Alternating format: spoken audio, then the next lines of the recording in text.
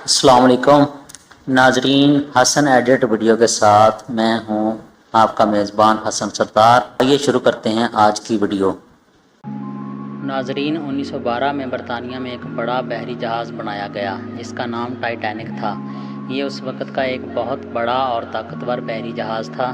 اس کے پہلے سفر کی تشہیر برطانیہ کی مشہور کمپنی وائٹ سٹار کمپنی نے کی، اور اپنی تشہیری مہم میں اس نے جہاز اور سفر کی تشہیر میں زمین و آسمان کے قلابے ملا دی۔ اس بھرپور تشہیر کی وجہ سے انتہائی مہنگے ٹکٹ بھی ہاتھوں ہاتھ بک گئے، حتیٰ کہ ٹکٹ کم ہونے کی وجہ سے کئی مسافر ہاتھوں میں پیسے لیے اس تاریخی سفر سے محروم رہ گئے۔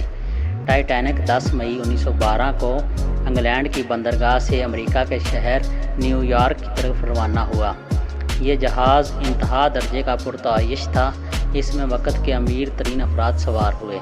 ٹائٹینک اپنی مستی میں منزل کی طرف رواں دواں تھا کہ اسے حادثہ پیش آیا۔ اس حادثے کے بارے آج تک کوئی حتمی رائے نہیں بن سکی، اور اس جہاز کا ڈوبنا 110 سال سے زیادہ عرصہ گزر جانے کے باوجود بھی ایک معمہ ہے۔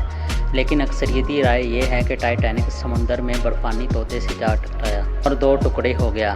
ٹائٹینک کو بنانے والے کو اس جہاز پر اتنا گھمنڈ تھا کہ اس نے ایمرجنسی کی صورتحال کا مقابلہ کرنے کے لیے انتہائی کم لائف جیکٹس اور لائف سیونگ بوٹس رکھی تھیں، کیونکہ معاذ اللہ اس کا دعویٰ تھا کہ یہ جہاز کبھی ڈوب نہیں سکتا۔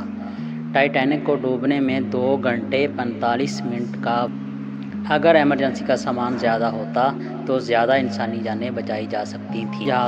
اس حادثے میں 1496 مسافر مارے گئے۔ اس جہاز کا ملبہ آج بھی سمندر کی تہہ میں موجود ہے، جو اس کے ڈوبنے کی کئی دہائیوں بعد دریافت ہوا۔ ناظرین، انسان ایڈونچر کا شوقین ہے۔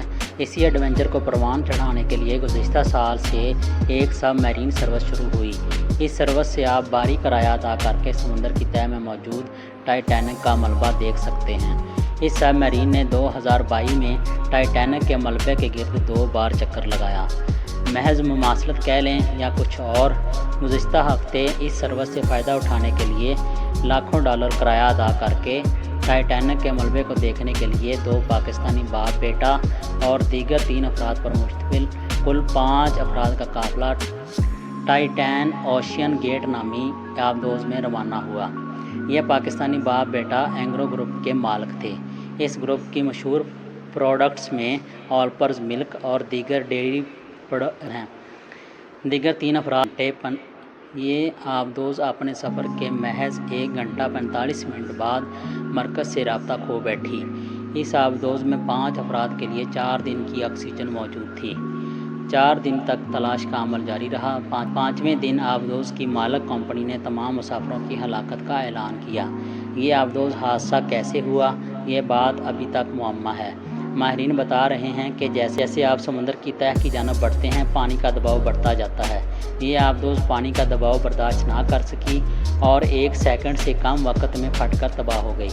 لیکن یہ صرف اندازہ ہے۔ آنے والے دنوں میں اس پر مزید تحقیق سے حقائق سامنے آئیں گے یا نہیں، یہ بات وقت ہی بتائے گا۔ ناظرین، سمپسن امریکہ کا ایک مشہور کارٹون ہے۔ اس میں دکھائے گئے اکثر سین مستقبل میں پیش آنے والے واقعات کی پیشگوئی بن کر سامنے آ رہے ہیں۔ حالیہ آبدوز واقعہ بھی 1996 میں سمپسن کارٹون میں دکھایا گیا۔ اس کارٹون میں باپ بیٹا سمندر کی تہہ میں خزانہ ڈھونڈنے جاتے ہیں۔ انہیں خزانہ مل جاتا ہے، لیکن حیرت انگیز طور پر ٹائٹینک جہاز کی طرح کا 2 ٹکڑے پڑا ہوا جہاز بھی دکھایا جاتا ہے، اور ساتھ ہی سمندر کی تہہ میں آکسیجن ختم ہونے کا سین بھی دکھایا جاتا ہے۔ ان تینوں واقعات کی مماثلت کیوں ہے؟ سمپسن کارٹون ایسے واقعات کی ہو بہو پیشگوئی کیسے کر سکتا ہے؟ فی الوقت ان سوالات کا جواب کسی کے پاس نہیں۔ دعاؤں میں یاد رکھیے گا۔ اگلی معلوماتی ویڈیو کے ساتھ انشاءاللہ جلد حاضر ہوں گا۔ تب تک کے لیے اللہ حافظ۔